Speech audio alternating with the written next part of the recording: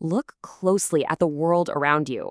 I mean, really look. From the clothes you're wearing right now all the way down to the literal blueprint of your life, it all comes down to these hidden microscopic building blocks.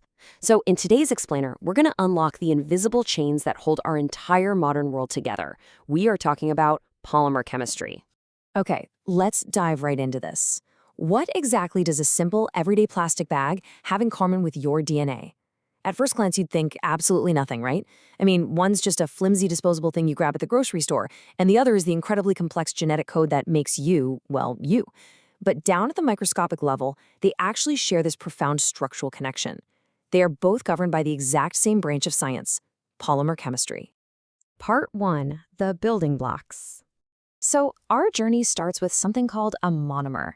Basically, a monomer is just a small molecule that's capable of joining up with others. Think of it as a single, isolated, totally unconnected piece. It's the starting line. A really great example of this is a molecule called ethene. On its own, it's just a simple, tiny unit. But the real magic happens when these pieces start linking up. And this brilliantly illustrates what happens next. When those small monomer units finally join together, they form a polymer. That's a massive molecule made up of repeating monomers. So take that simple ethene unit we just talked about, right? Repeat it over and over and over, and suddenly it becomes polyethylene. That is the exact material that makes up everyday plastic bags.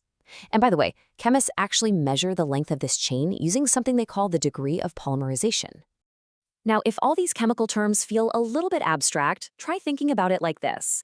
Picture a polymer as a really long chain, and the monomers as individual beads connected together. It's a beautifully intuitive concept, isn't it? One single bead is your monomer. String thousands of them onto a necklace, and boom, you've built your polymer chain. It's such a simple concept, but it yields literally incredible, complex results. Moving on to part 2, how polymers are made. Now, what's really interesting about this is how it shows the two main ways we actually build these molecular chains. First up is addition polymerization, and it's exactly what it sounds like. Monomers just add together without losing a single atom. It's like ethene turning into polyethylene. Every single part of the starting material makes it into the final product. But then you have condensation polymerization. Here, when the monomers combine, they actually kick out a small molecule, usually something like water. And believe it or not, this is the exact chemical reaction we use to make durable fabrics, like nylon. But for more advanced applications, chemists aren't just throwing beads on a string. They act a lot more like microscopic architects. They use these highly specialized mechanisms, things like free radical ionic or coordination polymerization. And they do this to precisely control exactly how these chains grow, step by microscopic step. Which brings us to part 3, types and structures. This is where it gets super cool, because microscopic structure totally dictates everyday reality. If the polymer chains are linear, meaning they're packed tightly in straight lines, the material is going to be incredibly strong and dense, kind of like a PVC pipe. Now, if those chains are branched, meaning they have little side chains sticking out, they just can't pack together as tightly. That gives you a really flexible material, like a plastic bag. And finally, if the chains are cross-linked into this massive interwoven 3D network, the material becomes super hard and rigid, like bakelite. Basically, the physical shape of the molecule entirely controls how the stuff actually behaves in your hands. And this structural difference leads to a really vital behavioral difference, especially when you apply heat. Thermoplastics will actually soften when heated, meaning they can be reshaped and reused. Think about a plastic water bottle. If it gets way too hot, it melts and deforms, sure, but you can recycle it. On the flip side, though, we have thermosetting plastics. These undergo a permanent chemical change. Once they're heated and formed, thanks to all that heavy cross-linking we just talked about, they harden permanently. So you literally cannot melt and reuse a thermosetting plastic like Bakelite. Once it's set, it is locked in forever. Let's move to part 4, real-world polymer examples. So as you'll see, polymers aren't just things we manufacture in a lab. Actually, nature is the original polymer chemist. Natural polymers include the cellulose in plants, the proteins in your own muscles, and even the DNA carrying your genetic code. Then, of course, we have our synthetic creations like polyethylene and PVC.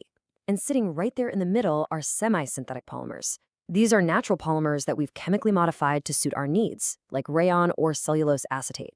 Because they can be custom designed to be flexible, rigid, heat-resistant, or elastic, polymers absolutely surround us. We rely on them for packaging materials to keep our food fresh.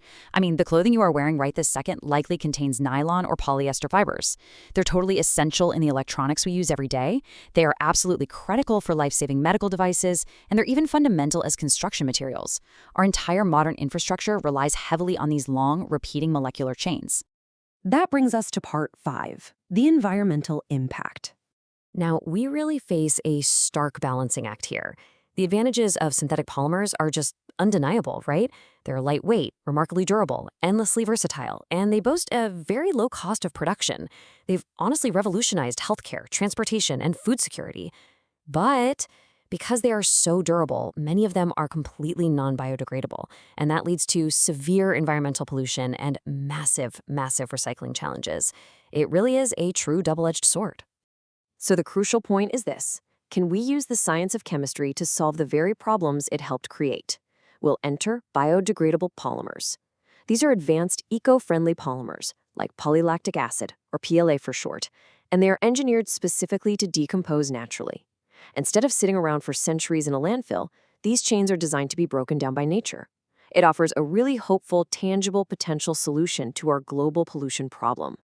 Which leaves us with one final, really important thought to chew on.